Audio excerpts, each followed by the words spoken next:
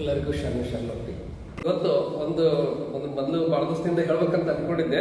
ಈ ಮಡಿವಾಳಪ್ಪ ಅನ್ನೋರ ಕುರಿತಾಗಿ ಒಂದಿಷ್ಟು ವಿಷಯಗಳನ್ನ ಹೇಳ್ಬೇಕಂತ ಮಾಡಿದ್ದೀನಿ. ಅಂದ್ರೆ ನಾವು ಮಡಿವಾಳಪ್ಪ ಅಂದ್ರೆ ನಮಗೆ ಹೆಚ್ಚಿಗೆ ಗೊತ್ತಿರುವಂಥದ್ದು ಗರಗದ ಮಡಿವಾಳಾಚಾರ,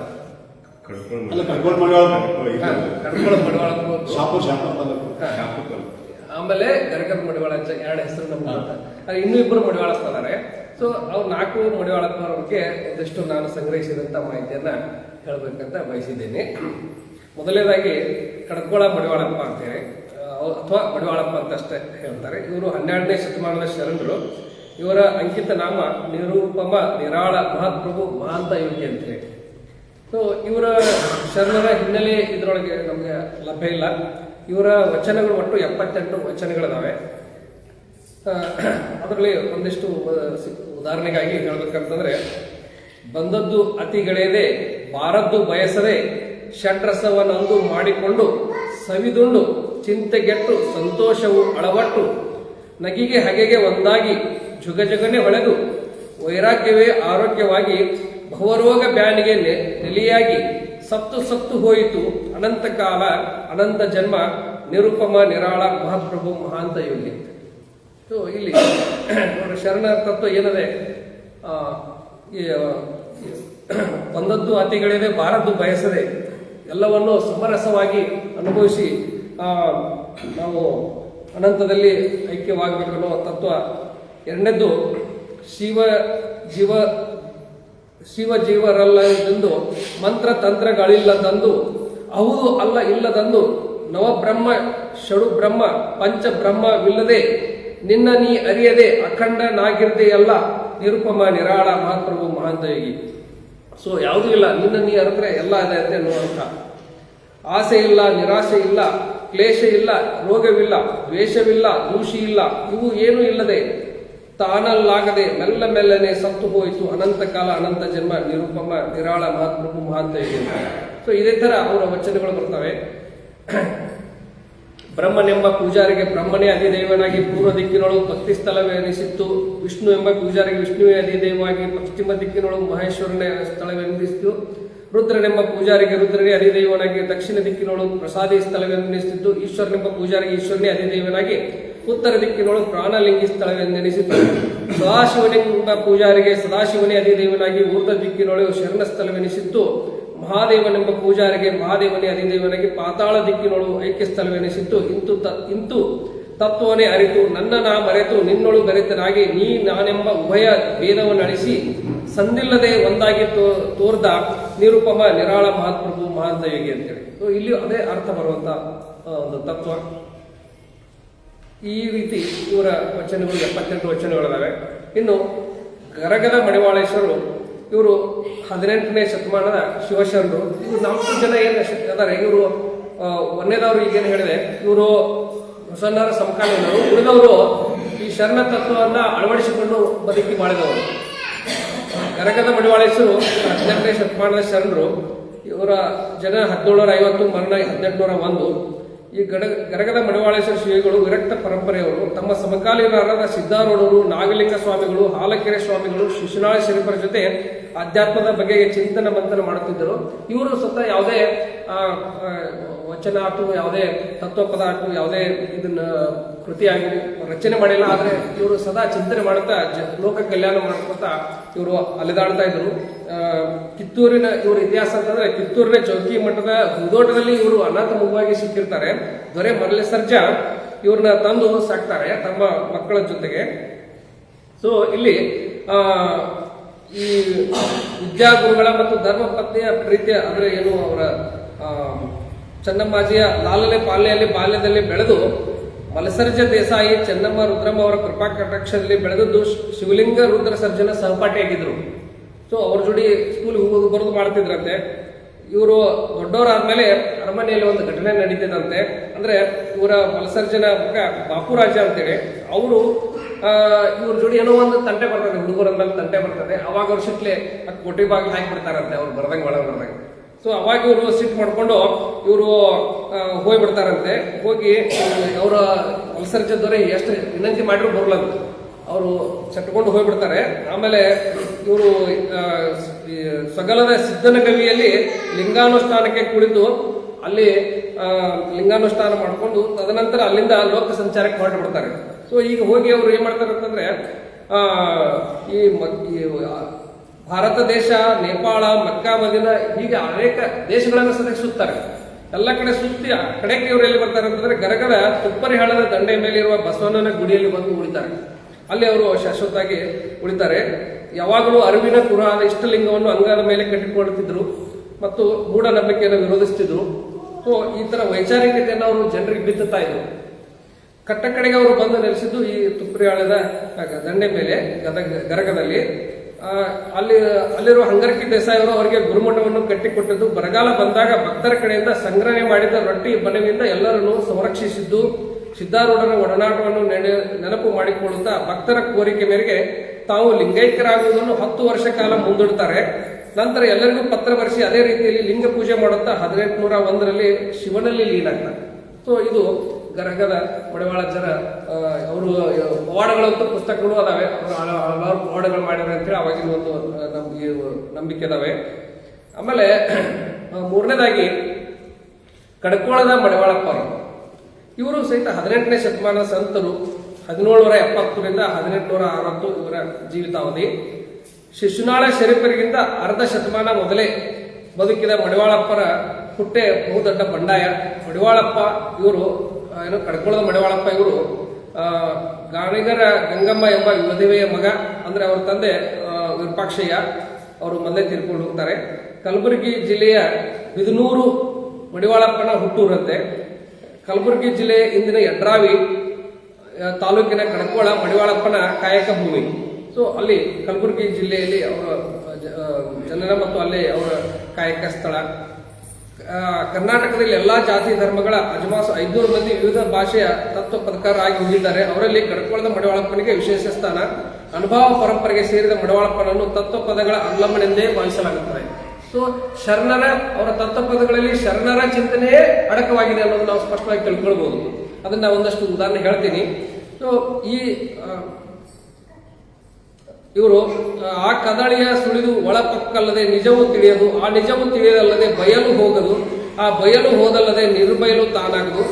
ಈ ಅಲ್ಲಮನ ಆ ಬಯಲು ಬಿತ್ತನೆ ಬಳಸಿಸುವಂತ ಮಡಿವಾಳಪ್ಪನಿಂದ ವಚನಗಳಲ್ಲಿ ಅನುಭವವನ್ನು ನಿಜ ಬಯಲು ಬೆರಗಿನ ಗಹನ ಅನುಸಂಧಾನಗಳಿವೆ. ಸೊ ಈ ಕುರಿತು ಗಂಭೀರ ಅಧ್ಯಯನ ತರ್ಕ ಸಂಶೋಧನೆಗಳು ನಡೀಬೇಕಾಗಿದೆ.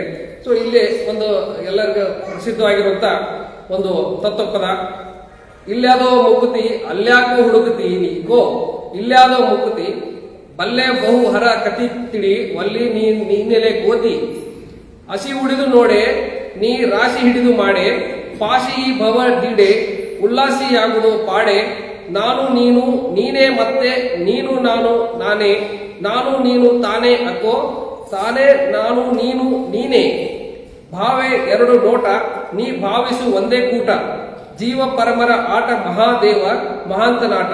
ಸೊ ಈ ರೀತಿ ನೀನು ನಾನು ಬೇರೆ ಅಲ್ಲ, ಎಲ್ಲ ಒಂದೇ ಸೃಷ್ಟಿಯ ಬಿಂದುಗಳು ಅಥವಾ ಶಕ್ತಿಯ ಸ್ವರೂಪಗಳು ಅಂತ ಹೇಳಿ ಇಲ್ಲಿ ಇಲ್ಲೇ ಮುಕ್ತಿ ಅಲ್ಲೆಲ್ಲಿ ಹುಡುಕಡಪ್ಪ, ಮೇಲೆ ಇಲ್ಲ, ಇಲ್ಲೇ ಅದೇ ಇಲ್ಲಾದೋ ಮುಕ್ತಿ ಅಲ್ಯಾಕೆ ಹುಡುಕ್ತಿ ಅಂತ ಎಷ್ಟು ಸರಳವಾಗಿ ಹೇಳ್ತಾರೆ. ಇದೇ ರೀತಿ ಮಾಡಿ ಉಣ್ಣೋ ಬೇಕಾದಷ್ಟು ಬೇಡಿ ಉಣ್ಣೋ ನೀಡಿದಷ್ಟು, ಮಾಡಿದವಾಗ ಮಡಿಗಡವ ಮಾಡದವಾಗ ಬರೀ ಲಡವ. ಸೊ ಈ ರೀತಿ ಒಂದು ಜನಪದ ಏನು ತತ್ವ ಪದಗಳನ್ನ ಇವರು ಜನರಿಗೆ, ಸಾಮಾನ್ಯ ಜನರಿಗೆ ಅರ್ಥ ಆಗುವಂತ ಸರಳ ಭಾಷೆಯಲ್ಲಿ ಇವರು ತಮ್ಮ ಚಿಂತನೆಗಳನ್ನ ಮಂಡಿಸ್ತಾರೆ. ಅಂದ್ರೆ ಮಾಡಿದವಾಗ ಅಂದ್ರೆ ನೀವು ಕಾಯಕ ತತ್ವದ ಶಬ್ದನ ಇಲ್ಲ ಅದೇ, ಮಾಡಿದವಗೆ ಮಡಿಗಡವ ಮಾಡದವಗೆ ಬರೀ ಲಡವ. ಅಂದ್ರೆ ಏನು ಒಂದು ಪುರೋಹಿತಶಾಹಿ ವ್ಯವಸ್ಥೆ ಇದೆ, ಏನು ಕಾಯಕ ಮಾಡುವುದಿಲ್ಲ, ಬರೀ ಇದು ಮಾತು ಹೇಳ್ಕೊತ ಹೋಗುವಂತವ್ರಿಗೆ ಇದು ಒಂದು ಚಾಟಿ ಏಟನ್ನು ಕೊಡುವಂತ ತತ್ವಪದ.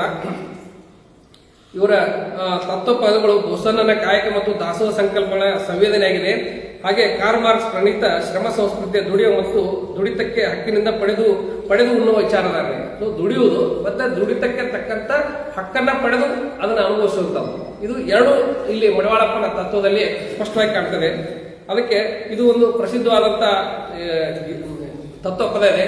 ಅದು ಮೂಕನಾಗಬೇಕು ಜಗದೊಳು ಜ್ವಾಗ್ಯಾಗಿರಬೇಕು, ಮೂಕನಾಗಬೇಕು ಜಗದೊಳು ಜ್ವಾಕ್ಯಾಗಿರಬೇಕು. ಕಾಕ ಬುದ್ಧಿ ಕಡೆ ಹಾಯಿಸದೇನೆ, ಕಾಕ ಬುದ್ಧಿ ಕಡೆ ಹಾಯಿಸದೇನೆ, ಲೋಕದ ಕೊಡಲಿ ನಿನಗ್ಯಾಕೆ ಬೇಕು, ಮೂಕನಾಗಬೇಕು. ಜಗದೊಳು ಜ್ವಾಕ್ಯಾಗಿರಬೇಕು. ಮಾತಿನ ಅರ್ಥ ತಿಳಿಬೇಕು, ಮಾತು ಕಲಿಯಬೇಕು. ಮಾತಿನ ಅರ್ಥ ತಿಳಿಬೇಕು, ಮಾತಿನ ನೀತಿ ತಿಳಿಬೇಕು. ಮಾತು ಬಲ್ಲ ಜ್ಞಾನಿಯ ಕೂಡ ಕೋತಿ ಹಂಗ ಬೆನ್ನತ್ತಿರಬೇಕು. ಮಾತು ಬಲ್ಲ ಜ್ಞಾನಿಯ ಕೂಡ ಕೋತಿಯ ಹಂಗ ಬೆನ್ನತ್ತಿರಬೇಕು. ತತ್ವ ಕಲಿಯಬೇಕು, ತತ್ವದ ಅರ್ಥ ತಿಳಿಬೇಕು. ತತ್ವ ಕಲಿಯಬೇಕು, ತತ್ವದ ಅರ್ಥ ತಿಳಿಬೇಕು. ತತ್ವ ಬಲ್ಲ ಜ್ಞಾನಿಯ ಕೂಡ ಕತ್ತಿ ಹಂಗ ಬೆನ್ನತ್ತಿರಬೇಕು. ತತ್ವ ಬಲ್ಲ ಜ್ಞಾನಿಯ ಕೂಡ ಕತ್ತಿಯ ಹಂಗ ಬೆನ್ನತ್ತಿರಬೇಕು. ಆಸೆ ಅಳಿಯಬೇಕು, ಮನಸ್ಸಿನ ಹೇಸಿಗೆ ತೊಳಿಬೇಕು. ಆಸೆ ಅಳಿಯಬೇಕು, ಮನಸ್ಸಿನ ಹೇಸಿಗೆ ತೊಳಿಬೇಕು. ಆಸೆ ಅಳಿದು ಮನ ಹೇಸಿಗೆ ತೊಳೆದು ಗುಡ್ಡದ ಮಹಾಂತನ ಪಾದ ಹಿಡಿಬೇಕು. ಮೂಕನಾಗಬೇಕು, ಜಗದೊಳು ಜ್ವಾಕ್ಯಾಗಿರಬೇಕು. ಇದೊಂದು ಪ್ರಸಿದ್ಧವಾದಂತ ತತ್ವಪದ. ಅದೇ ರೀತಿ ಬೈಲೂರು ಬಸಲಿಂಗಯ್ಯವರು ಇದನ್ನು ಹಾಡಿದಂತ ಒಂದು ಪ್ರಸಿದ್ಧವಾದಂತ ತತ್ವಪದ ಇದೆ. ಕೇಳೋ ಜಾನ ಕೇಳೋ ಜಾನ, ಧ್ಯಾನದಿಂದ ಶಿವ ಧ್ಯಾನ ಮಾಡನ್ನ. ಕೇಳೋ ಜಾನ ಕೇಳೋ ಜಾನ, ಜ್ಞಾನದಿಂದ ಶಿವ ಧ್ಯಾನ ಮಾಡನ್ನ. ಗರ್ವ ಅಹಂಕಾರ ಕಲಾಸ ಮಾಡೋ, ಕಾಮಕ್ರೋಧವನ್ನು ಕಡಿಯಾಕ ಮಾಡೋ. ಹೊಟ್ಟೆ ಗುಣ ಸುಟ್ಟು ಬುದಿಯ ಮಾಡೋ, ಸಿಟ್ಟು ಬಂದರ ನಿಧಾನ ಮಾಡೋ. ಕೇಳೋ ಜಾನ, ಜ್ಞಾನದಿಂದ ಶಿವ ಧ್ಯಾನ ಮಾಡನ್ನ. ನಡೆ ನುಡಿ ಎಂಬುದು ಬಿಗುವು ಮಾಡನ್ನ. 6 ಶಾಸ್ತ್ರಗಳ ಸಿದ್ಧಿಯ ಮಾಡು, 18 ಪುರಾಣ ಪಠನ ಮಾಡು. ರೊಕ್ಕ ನೋಡಿ ನೀ ವ್ಯಾಪಾರ ಮಾಡು, 8 ದಿನಕ್ಕೊಮ್ಮೆ ಸಂತಿಯ ಮಾಡು. ಹುಣ್ಣಿಮೆ ಅಮಾಸಿಗೆ ಒಂದತ್ತು ಮಾಡು, ಹಸ್ತು ಬಂದವರಿಗೆ ಅನ್ನವ ನೀಡನ್ನ. ಕೇಳು ಜಾನ, ಶಿವ ಧ್ಯಾನ ಮಾಡನ್ನ. ದಾನ ಧರ್ಮ ಪರ ಉಪಕಾರ ಮಾಡು, ನಾಡಿಯ ನೋಡಿ ವೈದ್ಯವ ಮಾಡು. ಹೆತ್ತ ತಾಯಿ ತಂದೆಯ ಪೂಜೆಯ ಮಾಡು, ಅತ್ತಿ ಮಾವಾಗ ಮರ್ಯಾದೆ ಮಾಡು. ಮನೆ ಬಿಟ್ಟ ಮೇಲೆ ಮಾಳಿಗೆ ಮಾಡು, ನಿನ್ನೊಳಗೆ ನೀ ವಿಚಾರ ಮಾಡನ್ನ. ಕೇಳೋ ಜಾನ, ಶಿವ ಧ್ಯಾನ ಮಾಡನ್ನ. ಬೆಳತನಕ ಭೋಗವ ಮಾಡು, ಬೆಳಕು ಮುಂಜಾನೆ ಗುರುವಿನ ಭಜನೆ ಮಾಡು. ವೈರಿ ಕಂಡಲ್ಲಿ ಧೈರ್ಯವ ಮಾಡು, ಸಹಕಾರ ಕಂಡಲ್ಲಿ ಸಲಾಮ ಮಾಡನ್ನ. ಹೊತ್ತು ಮುಳುಗಿದಲ್ಲಿ ವಸ್ತಿಯ ಮಾಡು, ಧರಣಿಯೊಳಗು ಕಡಕೋಳ ಮುಕ್ಕಾಮ ಮಾಡನ್ನ. ಕೇಳು ಜಾನ, ಶಿವ ಧ್ಯಾನ ಮಾಡನ್ನ ಅಂತೇಳಿ ಇದೊಂದು ಪ್ರಸಿದ್ಧವಾದಂತ ಗೀತೆ. ಆಮೇಲೆ ಈ ಕಡಕೋಳ ಮಡವಾಳಪ್ಪನ ಜಾತ್ರೆ ಜನವರಿ 3-4ರಂದು ನಡೀತಿದೆ. ಇದು ಬಹಳ ಅಲ್ಲಿ ಜೋರ ನಡೀತಿದಂತೆ. ಮಹಾರಾಷ್ಟ್ರದಿಂದ ಆಂಧ್ರದಿಂದ ಜಟಾಧಾರಿ ಸಾಧು ಸಂತಗಳು ಬರ್ತಾರೆ. ಗವಿಯ ಮುಂದಿನ ನಿಗಿ ಕೆಂಡದ ಸುತ್ತಲೂ ಸಿದ್ಧಪತ್ರಿ ಮತ್ತು ಜ್ಯೋತಿಯ ಗಮಲ ಇರ್ತದೆ. ಈ ರೀತಿಯಲ್ಲಿ ಬಹಳಷ್ಟು ವಿಜೃಂಭಣೆಯಿಂದ ಮಾಡ್ತಾರೆ. ಮತ್ತು ಕಾಂಡದ ಸಜ್ಜೆ ಮತ್ತು ಜೋಳದ ರೊಟ್ಟಿಯೊಂದಿಗೆ ಬಜ್ಜಿಯ ಸಾಂಗತ್ಯ ಇರ್ತದೆ. ಸೊ ಸಹಸ್ರಾರು ಜನ ಸೇರುವಂತ ಅಪರೂಪದ ಸಮೂಹ ಪಂಕ್ತಿ ಭೋಜನ ಇವೆಲ್ಲ ಊರ ಮುಂದಿನ ಹಿರಿಯಾಳದ ನೀರು ನೆರಳಿಸಲಿದ್ದಾರೆ. ಸೊ ಈ ರೀತಿ ಇದು ಯಾರು ಕಡ್ಕೊಳದ ಮಡಿವಾಳಪ್ಪ ಇದ್ರು ಕಲಬುರಗಿ ಜಿಲ್ಲೆಯ ಕಡ್ಕೊಳದ ಮಡಿವಾಳಪ್ಪರ ಒಂದು ಇತಿಹಾಸ. ಇವರ ಏನು ತತ್ವಗಳು ಬಹಳ ಪ್ರಸಿದ್ಧವೇ. ಕೊನೆಯದಾಗಿ ಗಂಗಾಧರ ಮಡಿವಾಳೇಶ್ವರ ತುರ್ಮಾರಿ ಅವರು, ಇವರು ಸಾಹಿತಿಗಳು. 1827ರಿಂದ 1877. ಸೊ ಇವರು ಬೆಳಗಾವಿ ಜಿಲ್ಲೆ ಬೈಲಹೊಂಗಲದಲ್ಲಿ ಜನಿಸಿದರು 1827ರಲ್ಲಿ. ಇವರ ತಾಯಿ ಪಾರ್ವತಮ್ಮ, ತಂದೆ ಚನ್ನಬಸಪ್ಪ.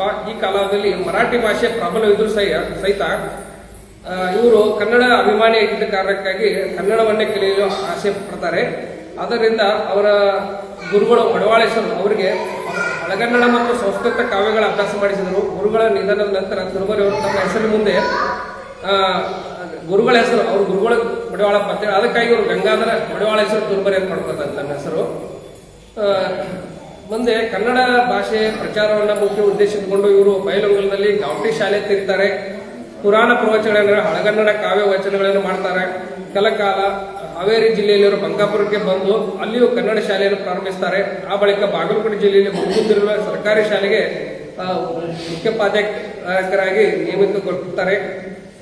ಈ ಸಮಯದಲ್ಲಿ ಡೆಪ್ಯೂಟಿ ಚನ್ನಬಸಪ್ಪನವರು ಹುಡುಗುಂದ ಶಾಲೆಗೆ ಪರಿಶೀಲನೆಗಾಗಿ ಬಂದಾಗ ತುರ್ಮರಿ ಅವರ ಬೋಧನಾ ಕ್ರಮ ಮತ್ತು ಕನ್ನಡ ಪಾಂಡಿತ್ಯಗಳಿಂದ ಪ್ರಭಾವಿತರಾಗಿ ಅವರನ್ನ ಬೆಳಗಾವಿಯಲ್ಲಿರುವ ನಾರ್ಮಲ್ ಸ್ಕೂಲ್ಗೆ ಸಹಾಯಕ ಅಧ್ಯಾಪಕರಾಗಿ ನೇಮಿಸುವಲ್ಲಿ ಕಾರಣೀಭೂತರಾಗ್ತಾರೆ. ಯಾರು?